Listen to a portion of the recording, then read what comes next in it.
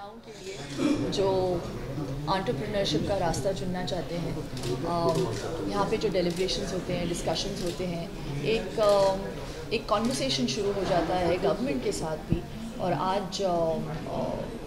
आज के जो सेशन में, सुबह वाले सेशन में मुझे पता चला कि ऑब्वियसली महाराष्ट्र जो गवर्नमेंट है हमारा, फडणवीस साहब ने उनका रिप्रेजेंटेटिव जो भेजा आज, they said that they want to know कि हम क्या सोचते हैं, विमेन इन एंटरप्रेन्योरशिप को कैसे और बढ़ाया जाए, किन चीज़ों के साथ हम इम्प्रूवमेंट लेके आ सकते हैं। उनका इंटेंशन बहुत अच्छा है और नेक है। और आपका हाथ दर्द कर रहा है तो छोड़ो मैं पकड़ लेती हूँ। मैं योगा करती हूँ ना, योगा शुरू तो नहीं मैं ठीक हूँ। तो I just think that I encourage this entire congregation, and it's great. Ficci has come together and GES, and we've got huge support even from the US, so it's wonderful. I'm standing here with such powerful women. Also, Shilpa ji, first of all, congratulations for completing 24 years in film industry. Yeah. You have really come a long way, and Yes. being a important part of film fraternity. Do you think the era has come that now the freedom of speech and expression of directors or of people are being hindered? Like example, many fringe groups are protesting against Padmavati. So do you think the freedom of speech and expression is being hindered? Yeah, I sometimes do feel that democracy has its pros and cons, and I would want, I really believe that in life everything happens for the best, but my heart goes out to the makers who put so much of blood and sweat into making a film. For a layman, it just takes them 2 minutes to come out and give us a verdict, but seeing this lunatic fringe suddenly stand up and protesting, someone who belongs to the milieu of movies, I really think that living in a democracy, as long as it's not hurting someone's dignity, not putting down someone, and as long as cinema's language is not being misused, I think people should be allowed creative freedom. But that's my opinion, and I think I can make use of this, my democracy. But yeah, that's about all. I don't want to spark off any controversy. I'm the same person who had effigies of mine burning when Richard Gere kissed me on my cheek. So I mean, what do I say? Yeah. Also, people and your fans have been waiting to see you back on silver screen. When can we find Shilpa? Well, I think I'm doing my fair share of being on screen, whether it be big or small, it really doesn't matter. I'm on YouTube. We have more number of mobile users than TV users or even cinema goers in this country. So I think I've taken a different route. I've taken the route of spreading good health, and at least ways and means of having good health. And I think that for me is better and bigger karma, because I've been part of the industry for 24 years, as you said. My identity comes from movies. I miss them. But yes, I mean, unless it's really worth my while, I don't think I'm going to change what I'm doing right now. Also, you yourself is entrepreneur. So you yourself is an entrepreneur, of course. So according to you, what position does women hold in India, and how it can be improved? Well, I think we are becoming a more egalitarian world, and I can definitely see women, standing up for themselves. Definitely, the conditioning has started to change, because as children we are conditioned to believe that, or not us, I'm talking about the grassroots level. They're conditioned to believe that they're just supposed to get married, and education isn't that important, and they're just meant to look after their families, not even look after themselves as much as their families. That's the conditioning, and I just think that from the grassroots level we need to change that. We need to empower women from there to kind of see that change happen, and you will. So I can see that change slowly, steadily happening, but surely. Yeah. You are an inspiration, though. Oh, thank you. Madam, our session has to begin, please. We are getting late for the session. One more, ma'am. Thank you. Shilpa ma'am इधर Shilpa ma'am आपके left में On your right, ma'am. Ma'am, here. Thank you. Shoot actually. How much effort you put in, and on however many fronts you put on, there will always be less. With abysmal statistics related to female infanticide and a marriage system that basically favors entrepreneurs, entrepreneurship and womanhood in general, with a beautiful looking woman, a looker, a dreamer, a doer, Shilpa Shetty. She is a living example right in front of our eyes. Shilpa, 24 years. Tell me your defense mechanism, the way you deal with things. How have you sustained, survived, grown and excelled at being the brand Shilpa Shetty that you are?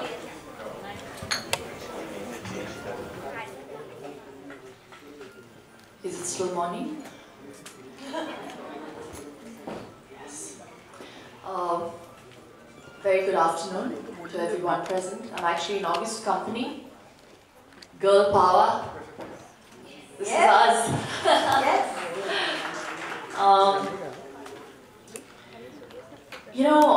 I don't know if I really could contrive it. I never did. I just lived life. The only one thing that I have done constantly and consistently is never stop learning. I still feel like I'm a student. It's people like you that remind me, and I've been reminded over the last 3 days constantly that it's been 24 years because Bazigar completed 24 years 3 days ago. But I never even thought that it's been such a long journey. I'm still trying to relearn and redo the things that I think I know, because I think I can do them better. So, I think that's what's kept me going. Answering your second question, brand Shilpa. I take that as a huge compliment. I, again, never thought that I'd set out to becoming this brand that has some kind of weight. I'm an actor first, but today people see me as a catalyst in the field of health and wellness. And I prefer to be known as that more than for my acting abilities that I'm trying to, I've got selective amnesia. But I'm very proud that I come from that milieu, and that is my first identity. But I really believe that it's never too late to kind of change lanes and realize what your calling is. And I think I learned pretty late, but I believe that it's better late than never, that my passion lies in spreading knowledge about health. Not that I'm a know-it-all, but out of my own experiences, out of the meetings that I've had with various people that have come up to me, and more of them kind of complimenting me on the way I have, maneuvered my life or my body, or what my thought process is, what my diet is. People were intrigued with stuff like that. And Sadhvi ji and I were having this whole conversation that, people think that you're happy and they want to kind of emulate you because you're so glamorous. But they don't know that what makes you the person you are and what makes you appealing is the joy that you get from the peace that you have within. And that truly is the truth. And it couldn't have been better put. Because she knows me. I've had the opportunity to spend some time with her. So, whilst I look very glamorous, I don't think, I'm sure there are a lot of people out there who are pretty successful and well-to-do and, they have it all going for them. But sometimes there's something missing. And I just think that what a lot of people have missing in the midst of everything that they have is a bit of alignment. And I just feel like it's become my duty to kind of tell people how easy it is to align yourself. Because once you're aligned with your mind, body, soul, life becomes so much more easier. I mean, it's perfectly normal to break down sometimes, you know, in this fast-paced, goal-oriented mindset that we all have now. It's perfectly normal to kind of step back and think, you know, where am I, what am I doing? So answering another part of that question, how do you keep it going? I think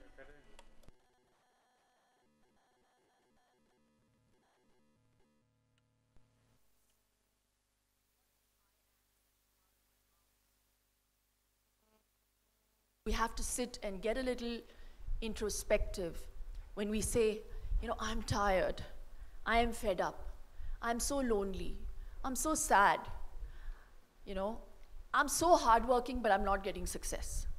My I ams are very different. I am strong, I am powerful, I am someone who is a survivor, I am proud, I am a woman. Those are my I ams, and that is consistent. And I am a believer. So I think whatever be the situations, I've been through many ups and many lows. The one thing that will be in my inner monologue and on my mouth, in my heart, will be the same. And I think that comes through yoga. My I ams are very positive. Nice. So yeah, so that's how I've survived it. So I was this thin, rocky, dark girl. Some of those pictures had also made it on the internet and they went viral. And people thought that, you know, I've changed my color. And I just want to set the record straight. I used to be a state-level volleyball player, so I spent like nearly 5 or 6 hours in the sun every day. So I turned like some 12 shades darker. But saying that, I really think that the world over, people don't just go for looks, they definitely go for matter. And that's what matters the most. Okay, and let's talk about yoga. Yoga has been a very important thing in your personal life and has transformed you as a person. And you have used yoga that arouses a lot of curiosity about India, world over, to your advantage as well. How has your association been with yoga over the past so many years, and has given you also a new kind of image? I think I've used yoga to the fullest. And yes, you're right, I've had many benefits with yoga, mentally, physically, I think soulfully. And I just wanted to make sure that if people ask me how I do it, this is the route to take.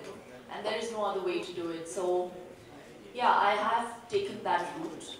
And like you very rightly said, the world over has kind of adapted to yoga and looks up to yoga.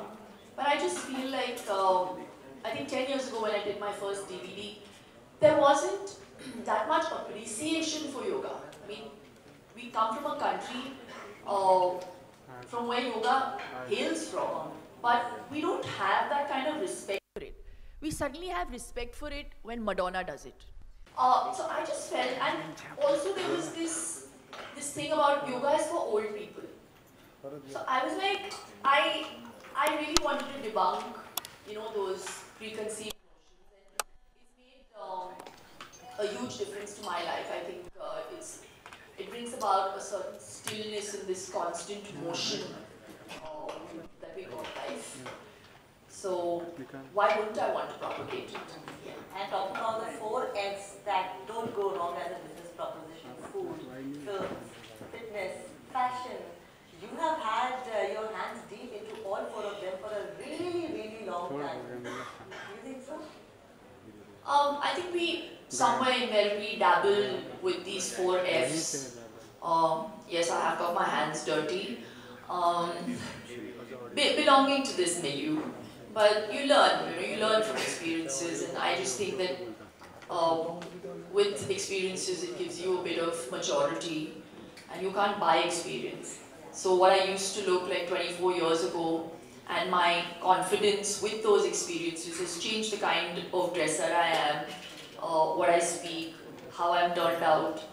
Yeah, and I think this is the age of social media where all these things really matter. Yeah, and talking about social media, she is so active. She's one of those very few women who saw power of social media much early in life, and she was one of those persons who had her own YouTube channel, her own website, way earlier than your other contemporaries had. You are a far-sighted person. Are you in touch with the future trends and where the technology is going and where the world is going?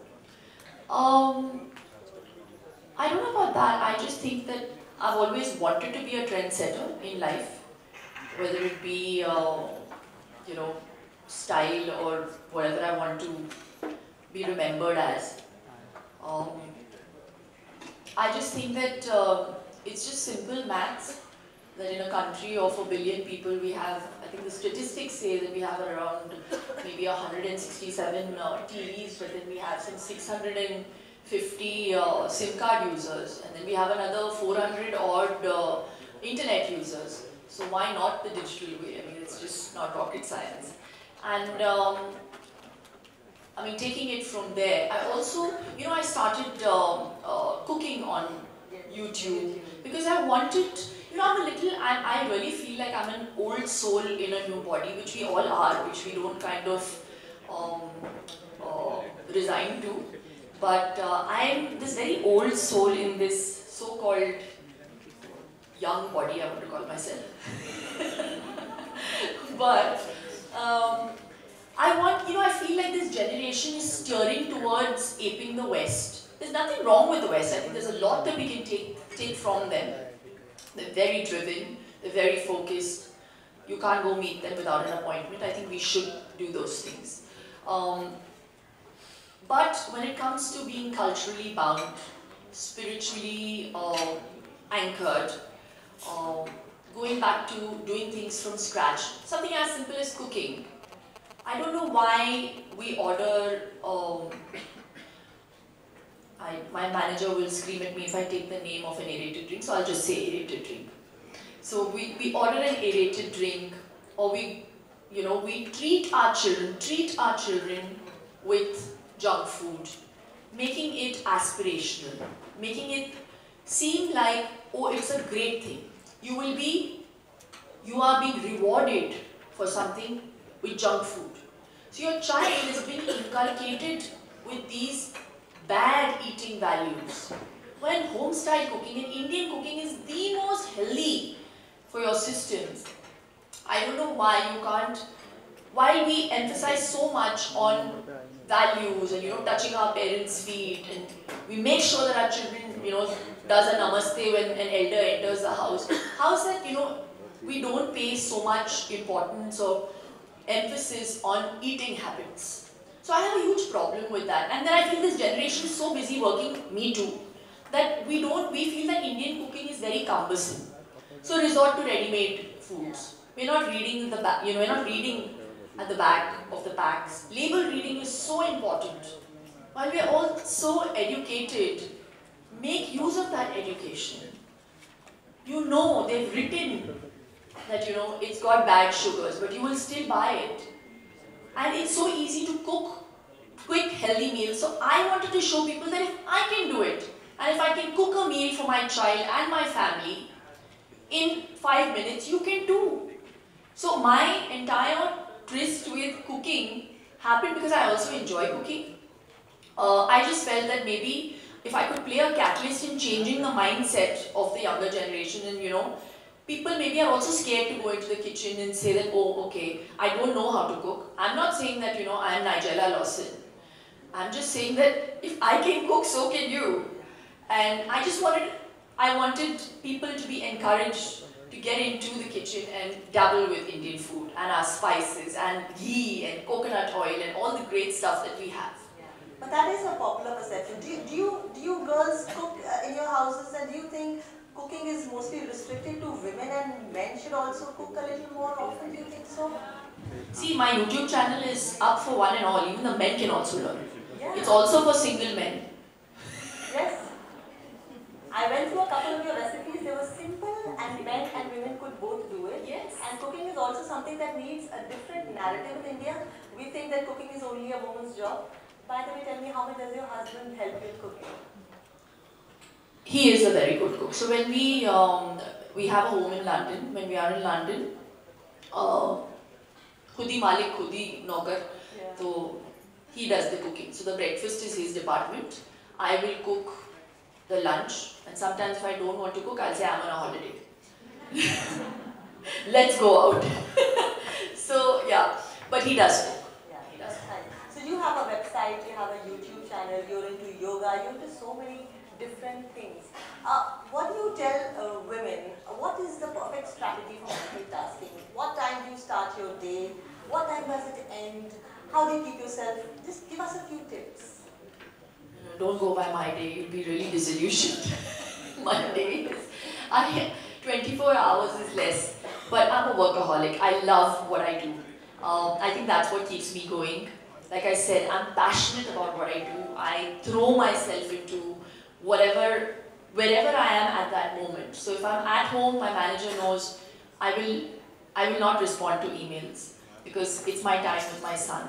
Luckily for me, he's 5.5 now, so he's doing school for like 5 hours. So I get that time in the day when I'm not shooting, which goes on for like 12 hours. But I pace my days out. It's very clear that there'll always be a gap between my work, making sure that I have qualitative time with my child, with my family, because that is my priority. All the rest can come and go. So maybe I'm a little old school there, very middle class. Somewhere, I was reading one of your interviews on in a print magazine or somewhere. You said the last meal a woman should have is ideally 2.5 hours before she goes to sleep. So that is a nice quick tip. Yes. And if followed nicely, we can do so well with regards to our health and fitness. And these are very important things because women in India, in fact everywhere, they are prone to a lot of diseases, a lot of illness, a lot of health issues. And women need to be very, very particular about their own health if they want to keep the family happy and healthy. So give us a few tips. Well, I can't let go of this opportunity. I think most importantly, I have to announce that I'm coming up with an app, which is going to be primarily a health app. It's the first time any celebrity Indian has done something like this. So it'll be like a one-stop shop to good health and wellness.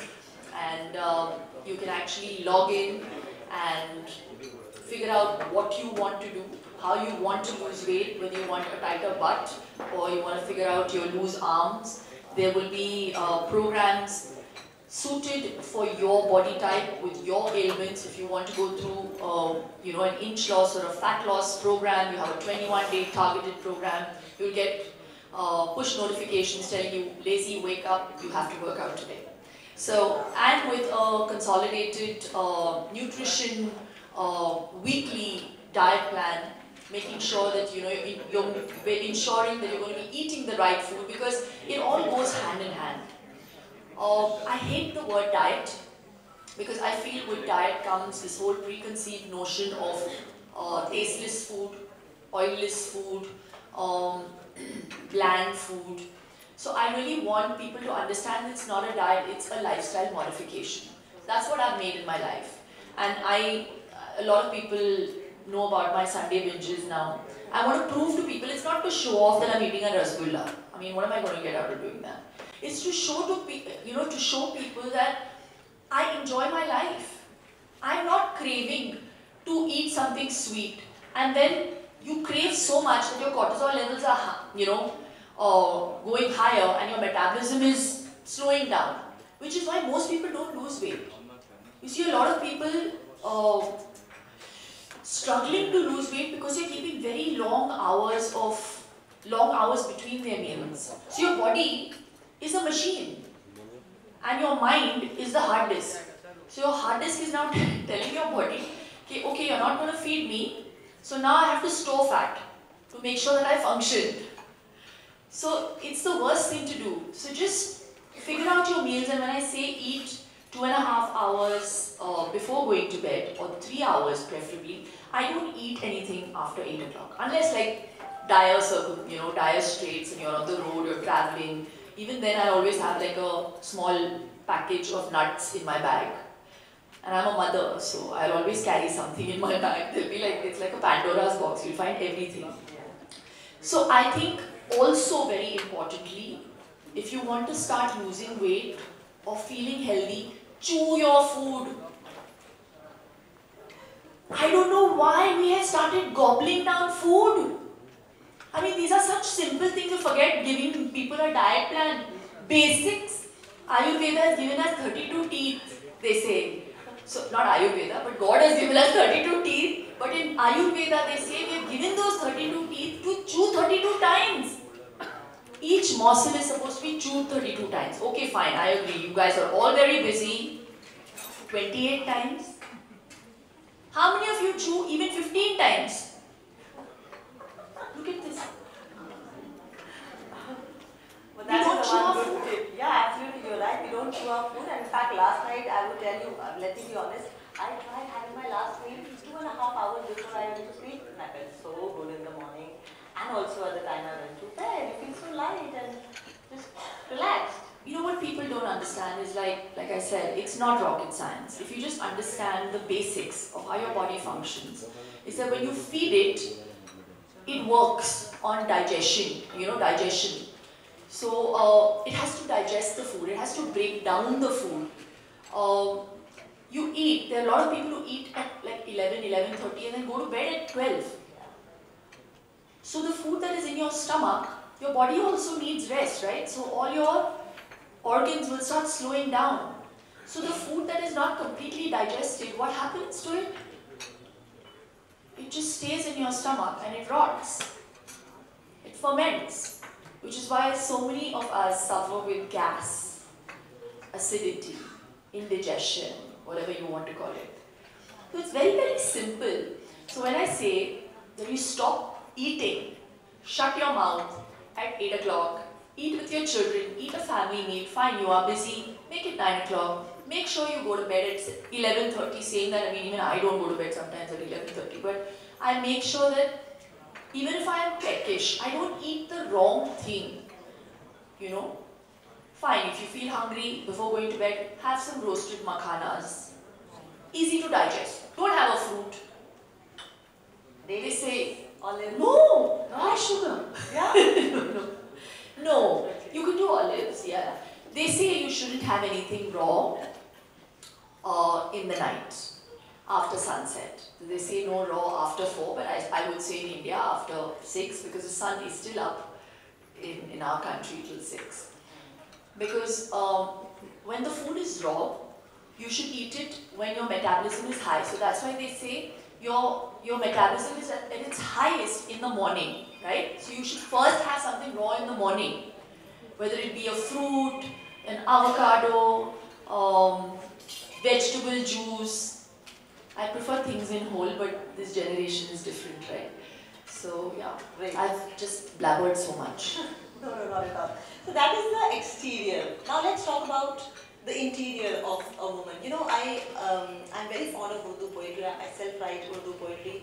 I just wrote 2 lines which got a lot of appreciation. We see the image and the clothes of a woman and of course the success of a woman, but we don't see the pain and the struggle she went through to get there. So the 2 lines go like this ki महंगे लिबास, कीमती जेवर, ऊंची sandal, मुखौटों के पीछे की दुश्वारी पहचान न पाएं, और कामयाब औरतें कुछ इस अदा से मुस्कुराती हैं कि उनके दिल का असल हाल कोई जान ना पाए. Isn't it true? Isn't it true? I read a lot about successful women. I was reading about Indra Nooyi and so many women, and when they start to tell about the stories behind the image that they carry, that will really bring tears to your eyes. The way they have to leave their children at home and just go out and work, and so many other kind of stories. Shilpa, tell me, behind the success of a woman, like we see a beautiful, great clothes, well poised and well turned out, but the person that is behind the image, the woman that is behind the exterior, is somebody who's gone through a lot of pain and struggle in life. And that is the real story of a woman. Aapko aisa lagta hai? Truly, I think that's absolutely true. I just think that struggle is very important. Like Anurag Basu, a director that I've worked with, always says that you need that fire in the belly. I'm judging this show called Super Dancer. There are children from all over India that come to audition, but the ones that make it invariably are all the children from small towns who can't, whose parents can't afford to send them to a dance school. None of the children from the metros make it. It's not that they're not good. I just think that the struggle that they see from where they come from definitely fuels that passion. I don't know. I don't know if you're expecting a sob story from my side, but yes, I just think that there has been a fair share of struggle in my life, and I thank the Lord for all those things because it's made me who I am. And I sometimes look back today in retrospect and think that, oh my God, how did I get over this hurdle? And it just brings me back to that quote where they say that women are like tea bags. You only know how strong they are when you put them into hot water. So I'm a storm in the teacup. And every woman must be, I've been a journalist for 13 years. In the past 2 years, I've been Colors, the movie channel, which is Cineplex, and I have met thousands and thousands and thousands of women who are success stories, but they are single mothers. They never got the support of their father, they never got the support of their brother, they never ever got the support of their husbands because it's a patriarchal society. Our marriage system is such that a woman leaves her house, she leaves her relationships, she leaves her parents. In India, how it happens is a woman from Uttar Pradesh would be married to somebody in Madhya Pradesh. A woman from MP would be married to somebody in Delhi, so that she is far away from her real house, her maternal, paternal house, and she just becomes a visitor after she is married. So it's a very skewed kind of a situation in India where a woman is basically somebody else's property till she gets there. So would you like to say something about this concept of marriage, marrying a stranger? Yeah, I think I have lots to say on marriage. But I just think that on a more serious note, it has a lot to do with conditioning. I just broached that with the press, where I think it comes from the sheer fact that we've been brought up in metros, but even as we were growing up, and I come from a matriarchal society, we're bunts, Shettys, where women are already put in a very respected or a higher position. Till very recently, it would be, the child would always take the mother's surname, not the father's, amongst us bunts. So it's that kind of mindset that, or rather community that I've been brought up in. So I have been fairly lucky. We're two sisters, and my father never, my late father never ever wanted a boy. He encouraged and honed our skills and was really proud of us.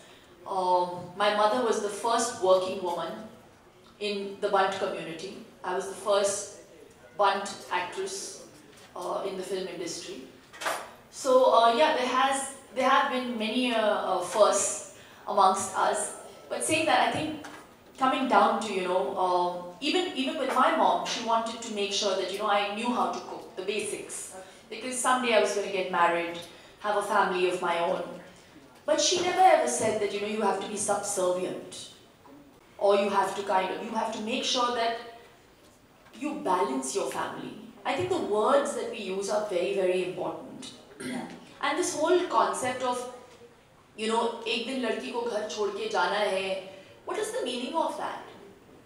Ghar chhod ke jana hai, matlab kya? To matlab, you're not going to, if she ever has, that's a huge issue that I have, because I really believe that when a marriage becomes like a, like a saddle, it'll never work. You have to still have a friendship, and I think that bedrock of friendship is what keeps a marriage alive. So with Raj and me, touchwood, we treat each other's parents like you know, it's my, yeah, you have to have that. And after my father passed away, it was Raj who said that, you know, let your mom come and stay with us, as and when she wants. And I think that makes a big difference. How nice. Yeah, so, you know, and I think the same way. And I think born and bred in a nuclear family, we also have this issue with living with in-laws. Yeah, it's a big issue. I'm broaching it because we're talking about issues of marriage. I just think that you start to appreciate the in-laws when you have your child. And a boy child. No, but on a serious note. So I just think that somewhere there has to be this whole balancing act that you have to do. And life is good, yeah, as long as you look at it positively, there's always some way that you will, you know. You know, I have a fun thing to share with you, Shilpa. Though it's a very serious kind of a thing going on at a very dignified place, but there's a PJ that from our college days. There were boys sitting on one side and there were girls sitting on one side, and the boys said कि खुदा करे हसीनों के बाप मर जाएं, बहाना मौत का हो हम उनके घर जाएं। तो औरतों ने कहा मत बोल, बाप होगा, तू भी एक दिन हसीनों का बाप होगा। It's a PJ, but it always works. And it always works. Okay, moving ahead. You were the producer of a film called Dishkyam. Though it did not do very well at the box office, but it certainly upped your profile.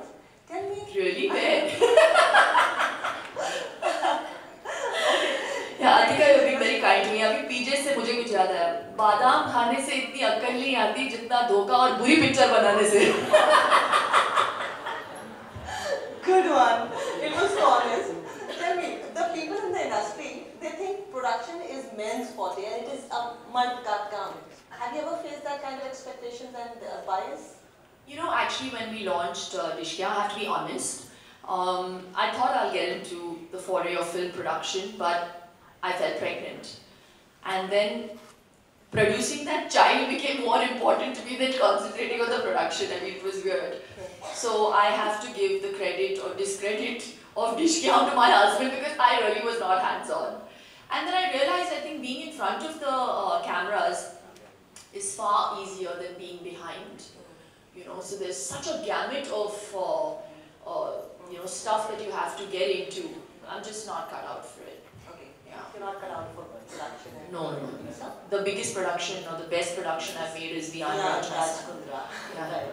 And on 8th June you turned 42, and in India most people think that they associate the idea of beauty with youth and girls in their late teens and early 20s. Look at our film industry, barring a few actors like Vidya Balan and Tabu. It's very concentrated towards youth and early 20s and things like that. What do you have to say to women here who are in their 40s?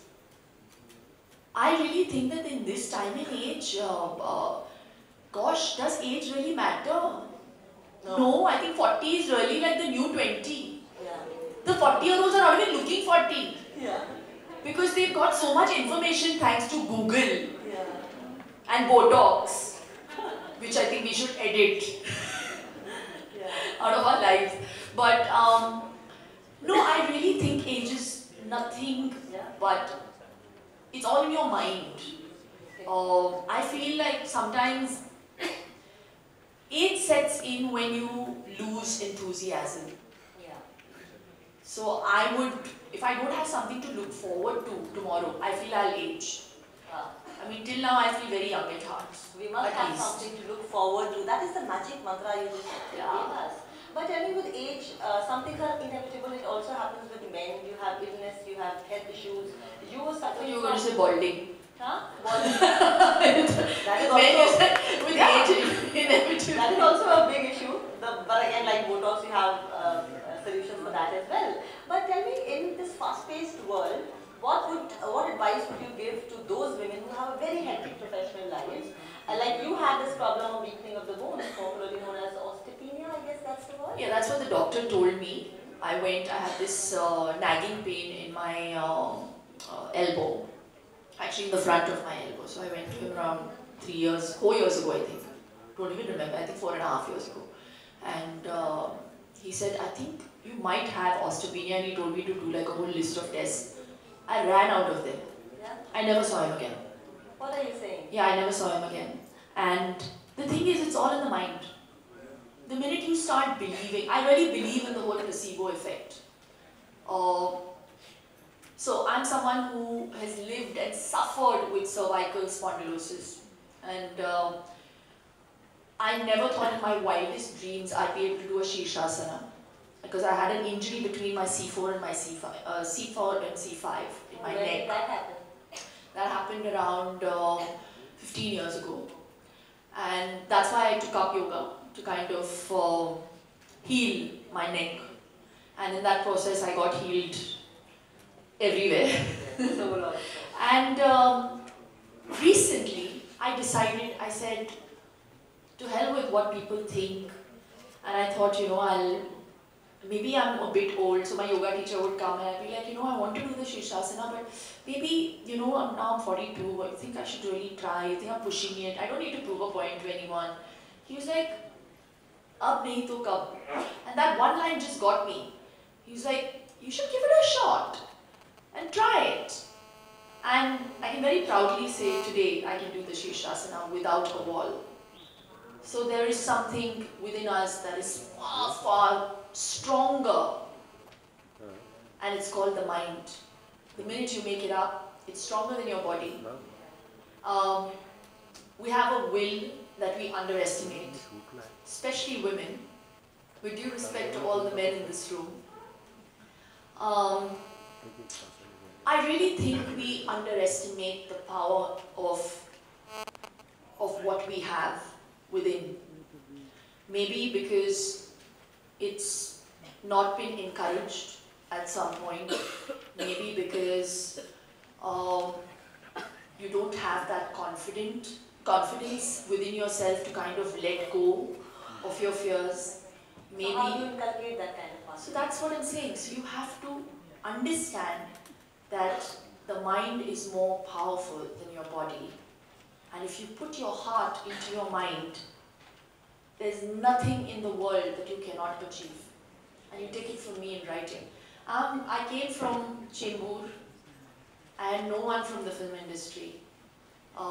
Actors don't last out so long. I don't know how I'm sitting here and even doing this talk.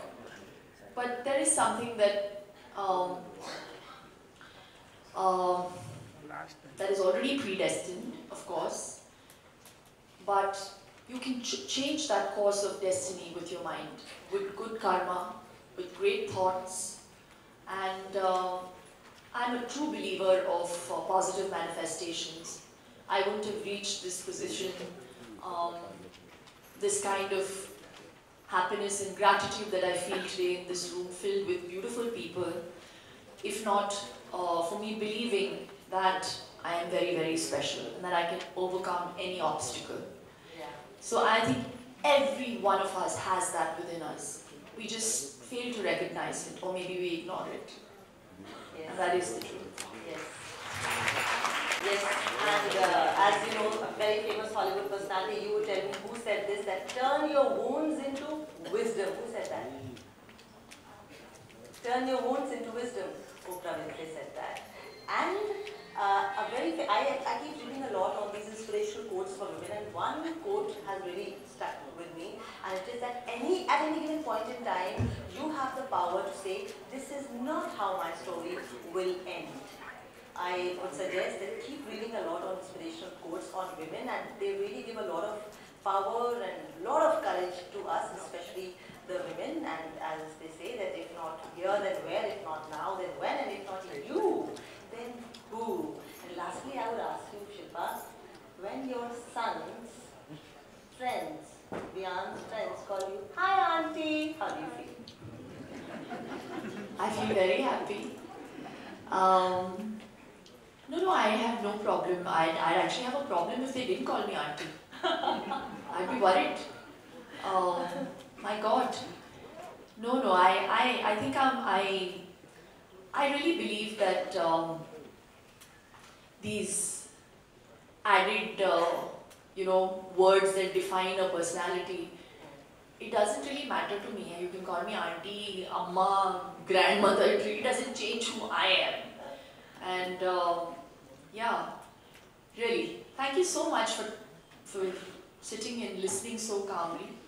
I hope this is the end because I feel they're getting bored. No, definitely not. It was great conversation, and I and all of the women in this room certainly learned a lot of things from you, Shilpa. Thank you. Just keep going on, because you're certainly one of the examples we have. Keep leading by example. Thank you so much. Thank you so much. Thank you very much.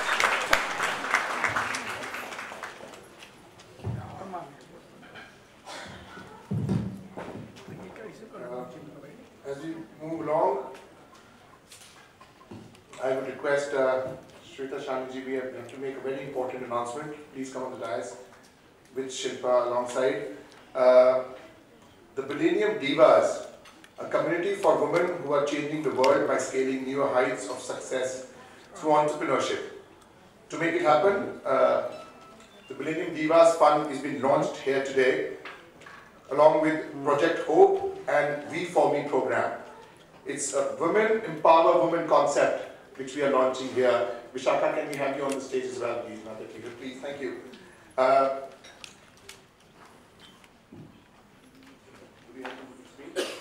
Yes, so we would just want you to click on this website and launch this program as well. Yes, so that I'm sure Shilpa ji is going to do. No, you are our icon here, please. For everyone around here, I have to tell you, I think we all heard Shilpa ji talk. I have spoken earlier on this dais, so I'm not going to take too much of your time, but I have to tell you about this fund. This is called the Millennium Divas Fund. And why this fund? Especially of, for and by women. Because as Shilpa ji right here said, and very clearly so, we are what we are. But what we need to achieve is a simple sisterhood shout out. Because if no one else stands besides us, we should be sure that other women will. And like I was sitting on the first seat listening to what Shilpa ji is saying. I've been seeing her website. I know that she's very active on social media, and because our job involves tracking people on social media, of course we know that she's very, very active. But the simple spark in her that shows us that she's out there holding fort, inspiring other women to say that I am like you. If I could do it, you can do it too, is phenomenal. We want more and more women to come up on the platform and say that I have done it. I want to share my story. I want to share my advice, my mentorship. I want to hold your hand. I want to give my money to other women who want to follow the same path that I did years ago, but I was alone. But my dear sister, you will not be. And hence, this fund only of, for and by women, the Millennium Divas.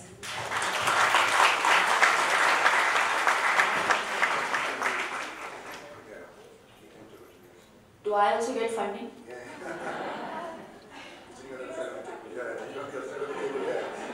Yeah, this one. Om Shri Ganeshaya. Yes, and raise your hand. Where is Tapaswi? Please raise your hand. Bhavesh and the entire team. These are the people who are behind the website that you can see right now and the fund.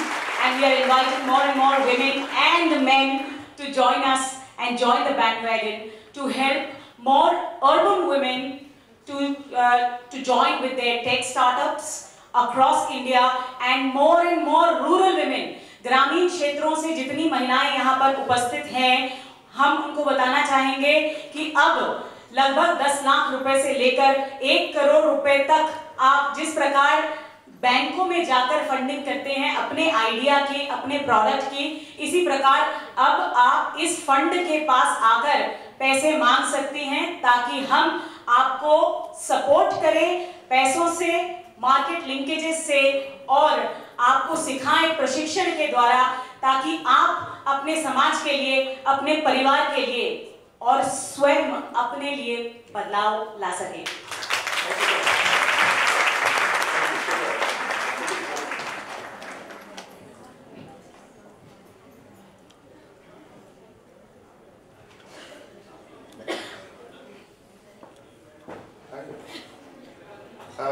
We retain Vishaka on the stage, please. Thank you so much for being with us.